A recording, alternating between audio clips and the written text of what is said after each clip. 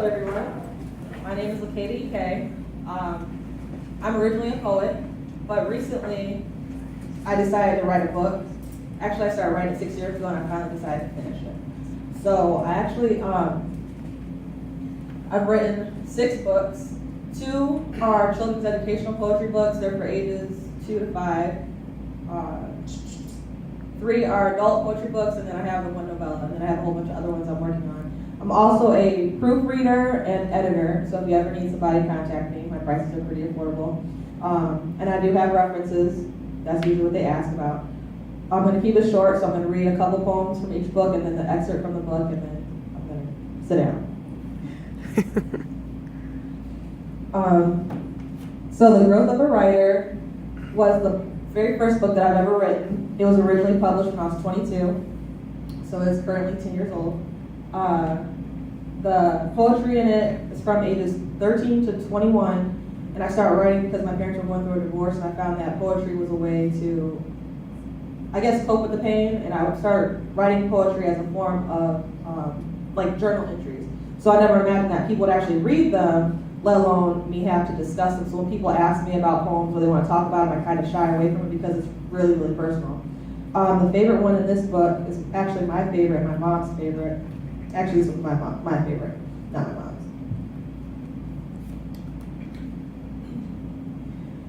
It's called Trusting Only Me. I don't believe in what people say unless it's there to see. I cannot trust in anyone unless I trust in me. Because I know that this is me, I will never put me down, lie to my face, stab me in the back, or kick me to the ground. I'm tired of the trusting, I couldn't do it, but I tried. At least by trusting only me, I guarantee the safety of my pride. There aren't any shades of gray, just only black and white. I know the truth, I trust the truth, it helps me sleep at night.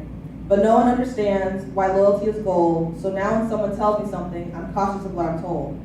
Maybe when times are different and no one is the same, I'll trust in someone besides myself, but for now my trust remains.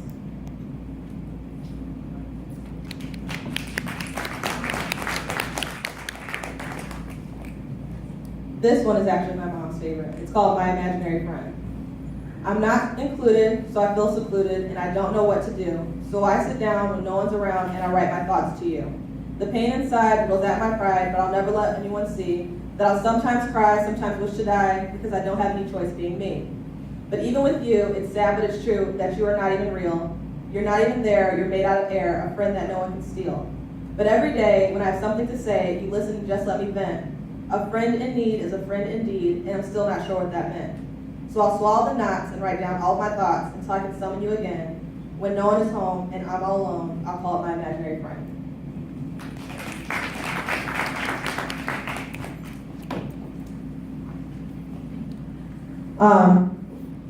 A Deeper Me was written from the ages of 22 to 27 when I was actually like realizing I was an adult and had responsibilities. And yeah, I think that as an adult, we all realize it's a little hefty when those responsibilities are some real things.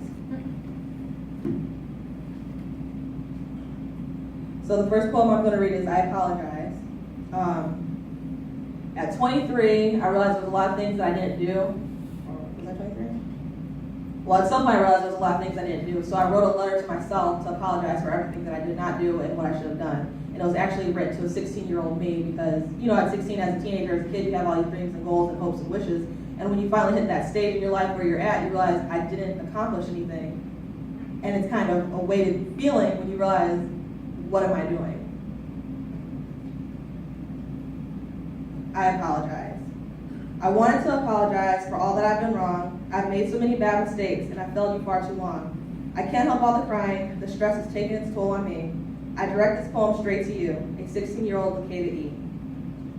All of your hopes and dreams I allowed to get away. Instead of moving forward, in the past I chose to stay. No college degree like some of your friends because I just wasn't feeling school. But every time someone graduates, inside I feel like a fool. No taste of independence, that's what tease you in your sleep. All because moving out on your own was a promise I just couldn't keep. No wedding bells or frilly things, or releasing of white doves, but you and the Dares are still together and very much in love. So many goals go unchecked while others go unwritten. If I know you like I think I do, you would consider this forbidden. I failed you for far too long, and I want to make things right, because if I don't, I never will be able to sleep at night. I'm writing this poem from myself at 23 to let you know that I apologize to 16-year-old me.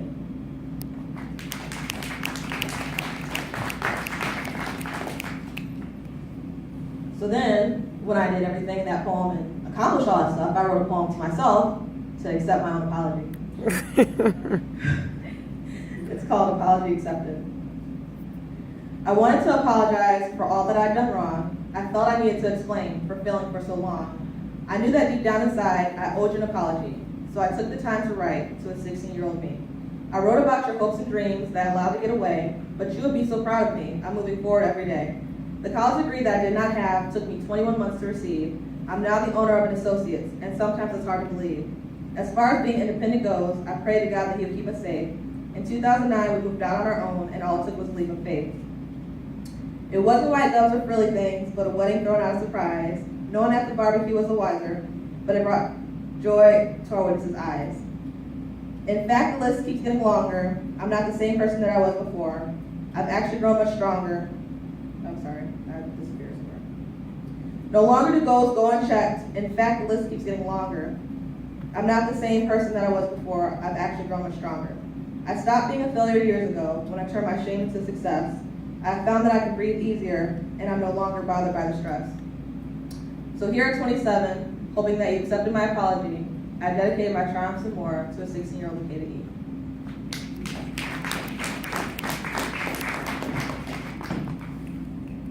And so here we have secrets. This is my baby. I still can't believe it's over. You know, you grow to bond with something after so long and to know there's no more. I don't know if I'm going to write anymore, but I'm just so proud. I'm going to read you the preface, or preface, depending on how you pronounce it. As I continued to run, my legs began to ache. The slow burning crept along my calves, up my thighs, into my groin. But I couldn't stop running. I knew that if I slowed down for even a second, they would catch up with me. Day had quickly turned to night, and night was only getting darker with each passing minute. They weren't my only fear at the moment. The ever-encompassing dark was, too. I had an slice idea as to where I was at, and because I couldn't see my surroundings, I found myself continuously battling off the stair each time my foot hit the ground. My heart beat heavy in my chest, and I felt that I was going to explode. My lungs began to feel as if they were burning, and I wanted to stop and catch my breath. With the air being thick and muggy, it made breathing damn near impossible. I needed to stop, but I couldn't just yet. The blood was pumping so fast throughout my body that I could hear the rhythmic noise in my ears. It seemed so loud. Everything seemed so loud. The crickets chirping, the sound of the soil crunching beneath my feet, the way the tall grass whooshed as my legs flew through it. It was as if every noise was magnified except the one that I was desperately trying to listen for. The darkness of night made it impossible to see within inches in front of my face. Multiple times I stumbled over something hidden within the brush. Once or twice I found myself grasping wildly in front of me as I lost my balance. On occasion I felt something questionable raised past me, but I couldn't stop to investigate. I dared not stop because my life literally depended on it. As my body began to tire, my legs began to feel sluggish, I contemplated stopping just long enough to catch my breath. Only needed just a couple moments to get myself together, to make and collect my thoughts as best as I could under the circumstances. But then I heard the noise that I was listening for. The urgent screaming of my name off in the distance caused me to renege on my decision to slow down. Finding some second or third wind that I didn't know existed within me, I began sprinting frantically into the darkened woods. What probably took minutes felt like it took forever, but I eventually saw what looked like low lighting up ahead. A clearing, maybe? I wasn't sure what it was, but I could feel my body begin to soar as if my feet had wings.